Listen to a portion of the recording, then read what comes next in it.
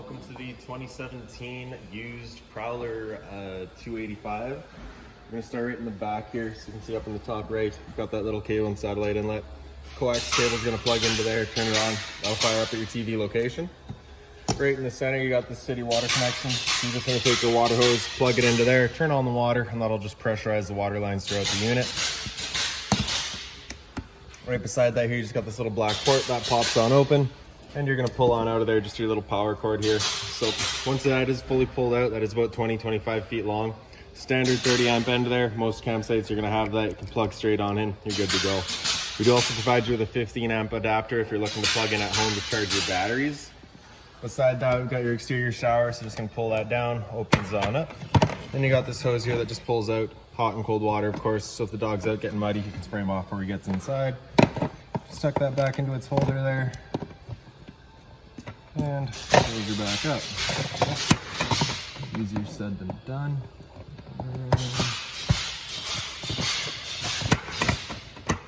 There we go. Alright. And then in your bumper right in the end here, you're just going to pull that cap off, reach in a little bit, and we got your sewer hose there for you. So that guy, once fully extended, is about 20 feet long.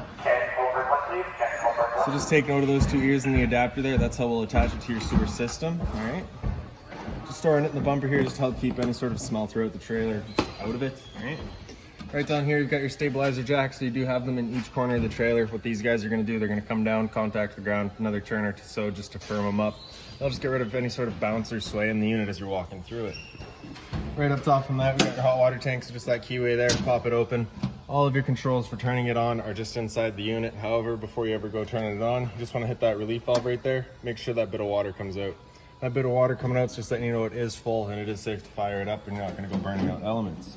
All right, in front of that, we've just got a little storage compartment back here for you. So this is also accessible from underneath your rear bunks.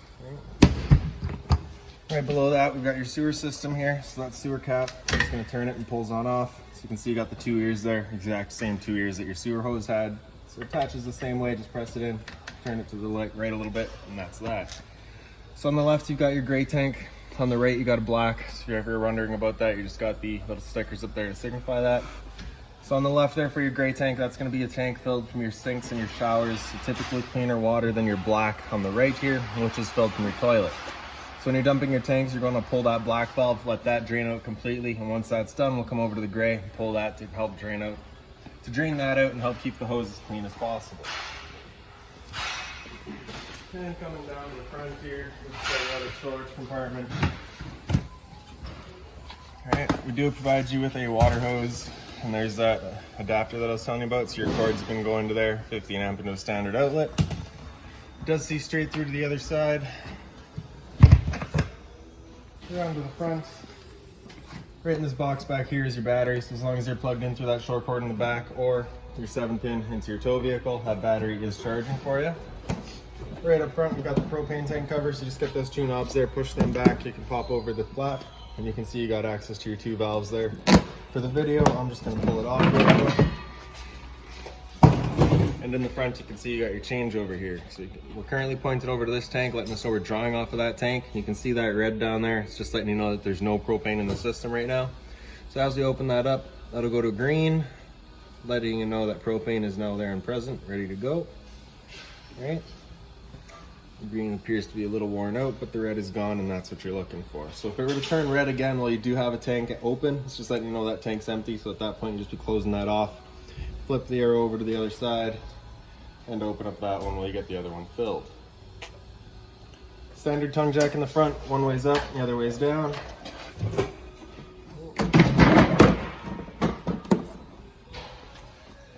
Over on this side here, just got the storage compartment here. Right. So the previous owner did leave their weight distribution set in here, so we've left that in here for you as well if you'd like to use that. Back here we've also got this little jack here for running all of your stabilizers, right? Just attach that on, turns down and up, right?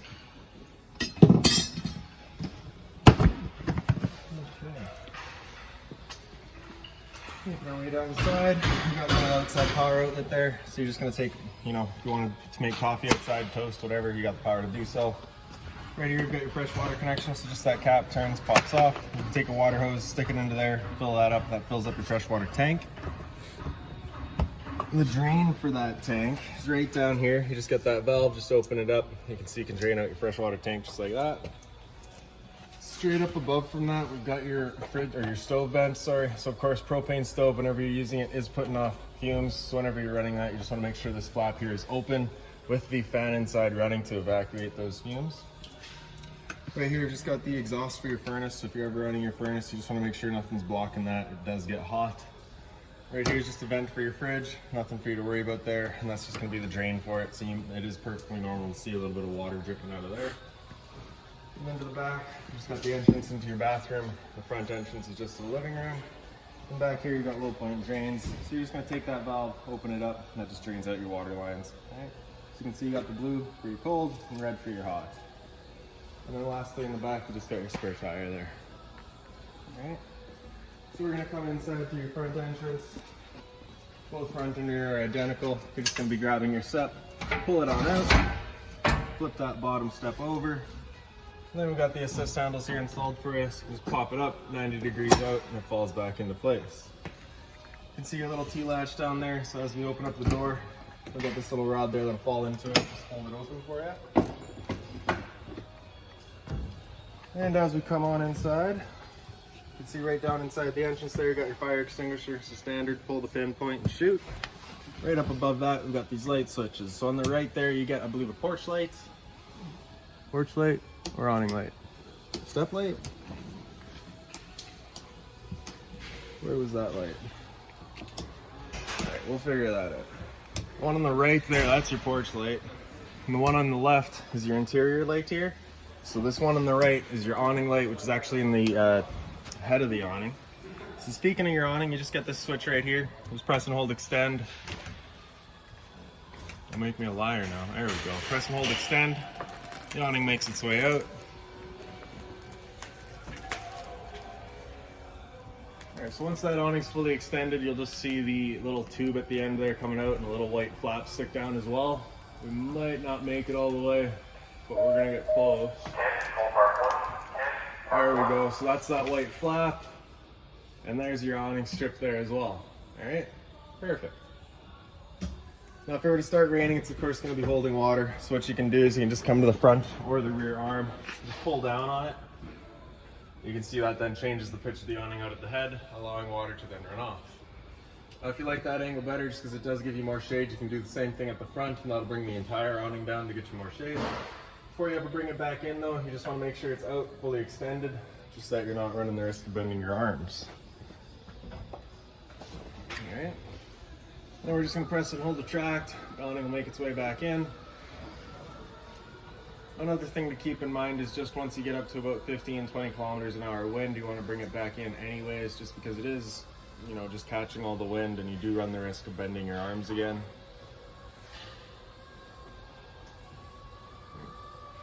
And one more thing would just be making sure that your fabric is staying over top of that tube as it is right now. If that fabric were to come underneath, it's of course going to be just easier for it to hold water and just accelerate the growth of mold and mildew. Alright, so that's it once it's in. And beside your awning switch, you got your slide out switch. Just press and hold out and that slide will make its way out. And once that slide's fully extended, you'll just hear a little bit of some clicks from the motors, just letting you know they've reached their stall and they are fully extended.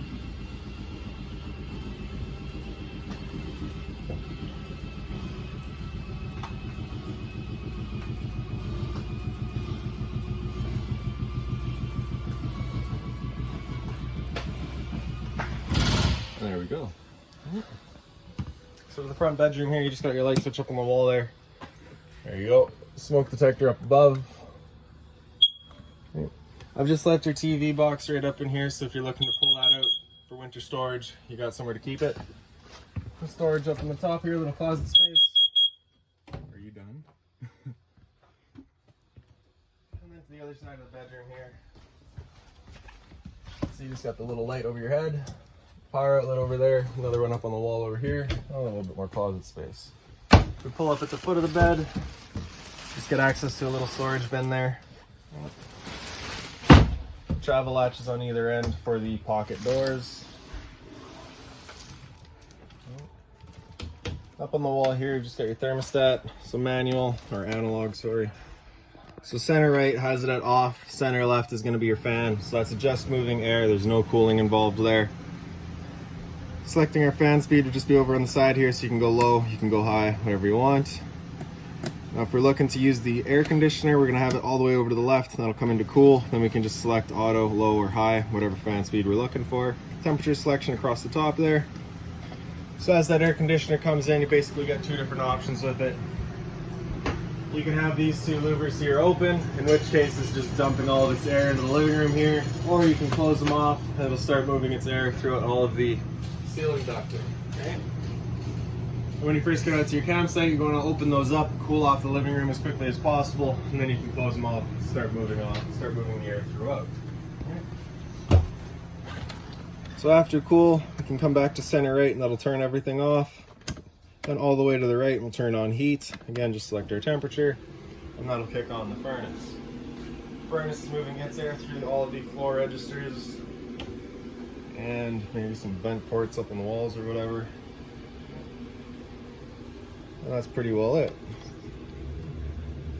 So turn that knob back to off, and that's that. Now with the trailer having been used, you shouldn't really have to deal with any sort of new furnace smell, but if you do get that bit of a smell the first 2 times or so, that is just a new furnace smell. Can't really help you there, sorry. So, for your little entertainment area, you got the storage up above. We got the TV mounted for you. For its swivel, you just get this chain right down. I've got that run down through that hole there. You can just pull that down, pull the top of the TV out. You can see that brings it out of its mount. And you can just kind of position it wherever you like it. Alright? You're going to need to get yourself a coax cable to run from your coax inlet there to get up onto the wall on the side there to get to your antenna outlet. And for your antenna, for turning that guy on, you just get that one little button there. Just press that, you get that little red light there letting you know it's turned on. And that's that. Alright? Press it back into place. You'll hear a little click. And that's it locked in place. Alright? So down below, you do have AV cords here, so if you're to run this as a DVD player or CD player or looking to play the sound from the TV, these would just be plugged into the TV. I looked, you don't have AV outlets, so I've just got them hanging there for now. This remote right here is for your stereo, of course. For your stereo, we're just going to turn it on with the power button there. And really, it's just a automotive style deck, really. So we can go hit source again, you can cycle through all that. So you get into radio here, you get your Seeks down here. Right. Volume is just the knob. Get into all your settings with it as well. Right.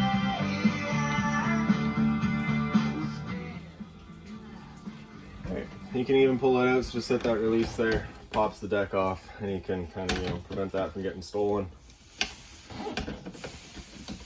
Press it back into place, and that's that. Right? Press and hold, turns it back off. Storage down below. Into your kitchen here, you get your sink, of course, with hot and cold water. A little bit of storage below, as well as on the side here, just access it as well. Right above that counter, you get the light there. Above that, you get a bunch of storage here. So on this left side here, you get this little pouch there, so that's got all of your owner's manuals, your keys, whatever like that, just sat in there for you. A little bit of drawer space. And then down at the bottom here is a propane detector. So propane's heavier than air, it sits on the floor. This guy will detect it and start going off just like a smoke detector for you. Storage above the microwave.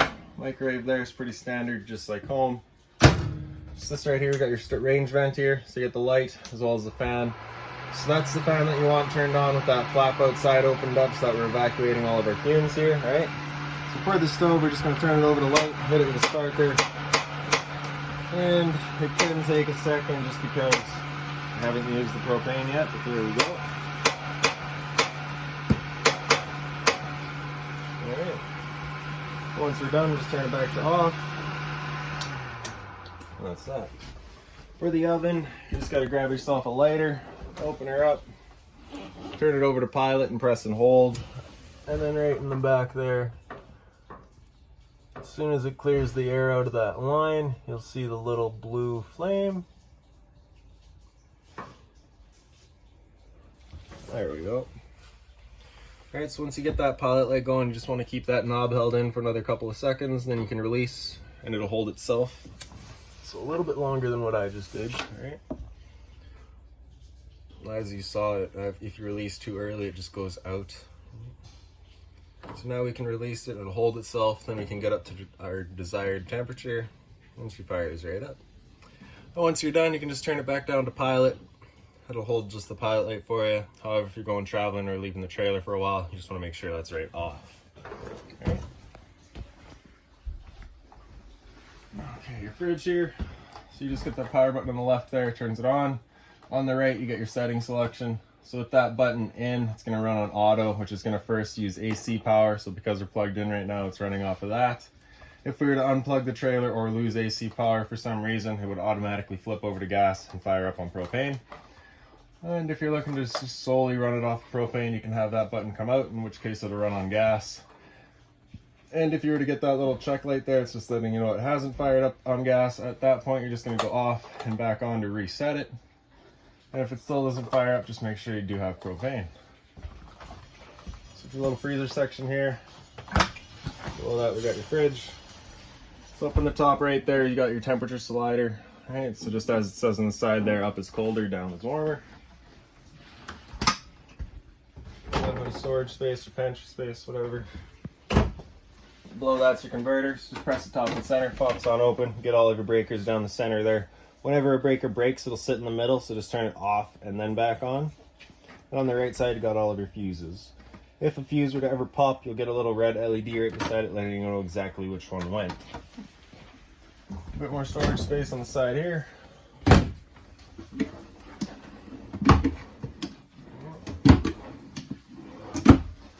And then your bunk space, so pretty well identical. Up top here, you do have the TV outlet and power outlets. A little light switch on the side here. For the stairs, you're just going to pull them out, drop it down into place, and that's that. Make sure you have them put back away before you pull that slide in or out. Alright, it will run right into them. And then down below, you got the same thing basically. Into the bathroom. Switches up on the walls. The one on the right there does your light. The one on the left, center, sorry, does your roof vent. And the one on the left does the porch light outside this door. Right. For your monitor panel here, so down in the bottom right, we've got your water heater with electricity. So it does say right in the bottom there. Turn that switch on, turns on your water heater with electricity. The one in the center here is your water heater with propane. So turn that switch on, and that'll fire up your hot water tank. So if you get that light right in the right there, if that turns on, it's just letting you know it hasn't fired up. So same idea, you're just going to turn it off and back on to reset it.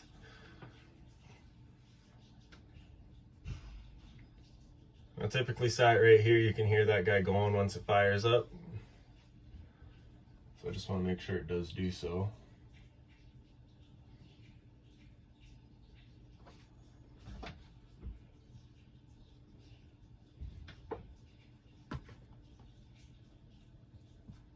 Alright. And then on the left there, you got your water pump. So just turn that switch on, turns on your water pump, drawing out of your freshwater tank to pressurize your lines. And above that, you got your monitor system. So you got battery, so C for charging, G would be good, F is fair, L is low. So because they're plugged in right now, we're currently charging. Freshwater tank, so as you fill that up, that'll go to a third, 2/3 and full. So as you saw earlier, we're currently draining that out right now. And then we got your black and your gray. Below that, we got your GFI protected outlets. You get test on the bottom, reset on top. So if you ever have an outlet that doesn't work, this is a good thing to come and check. Hot and cold water, of course, at the sink. A little towel holder and the little mirror up top. A little bit of storage down here. Just be mindful when using it. Your drains are just right there. For your toilet, you just get the little flusher on the right side there. And then the bathtub with the shower, of course, standard head and hose. Hot and cold water, and just pull that plunger to run the shower. Right above us, we got the roof vent, so we're just going to turn that knob to open it up. And as we saw earlier, switch in the center there to turn on the fan. Right.